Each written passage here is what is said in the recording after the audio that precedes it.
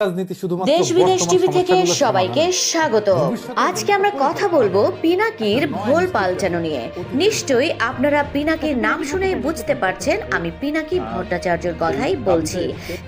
জামাত ইসলামের রাজনীতি নিষিদ্ধ করার একটা জিনিস বুঝতে হবে, Jamaat was not a mere collaborator. Pinaki Bhattacharya একজন জনপ্রিয় ইউটিউবার, লেখক এবং অনলাইন অ্যাক্টিভিস্ট। কিন্তু এই পিনাকি ভট্টাচার্যর আসল চেহারা কি আপনারা জানেন? তিনি কথায় কথায় তার ভোল পাল্টান।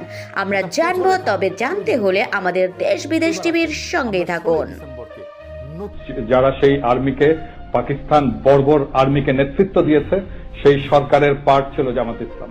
প্রিয় দর্শক, পিনাকি ভট্টাচার্য অতীতে কথা বলেছেন যুদ্ধ অপরাধীর বিচার নিয়ে। তিনি একটি টক শোতে বলেছিলেন যে অবশ্যই আমাদের দেশের যুদ্ধ অপরাধীদের বিচার হওয়া উচিত। অর্থাৎ যারা জামাত ইসলাম আছে, যারা এক সময় মুক্তিযুদ্ধের বিরোধিতা করেছিলেন, তাদের কঠোরভাবে বিচার চেয়েছিলেন পিনাকি।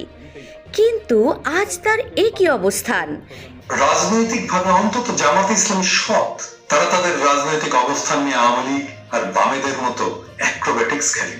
এই পিনাকি এখন কথা বলছেন জামাত ইসলামের পক্ষে। এও কি সম্ভব? তবে কেন তিনি তখন যুদ্ধ অপরাধীদের বিচার চেয়েছিলেন, আর কেনই বা এখন ভোল পাল্টে তিনি একেবারেই জামাতদের পক্ষ নিয়ে নিলেন? পিনাকি ভট্টাচার্য তার যে ভোল পাল্টানো চেহারা বারবার দেখাচ্ছেন, এতে তার আসলে স্বার্থ কি? কোন স্বার্থে তিনি তার এরকম মন্তব্য করেন? বিশেষ করে যুদ্ধ অপরাধীদের পক্ষে তিনি কথা বলছেন।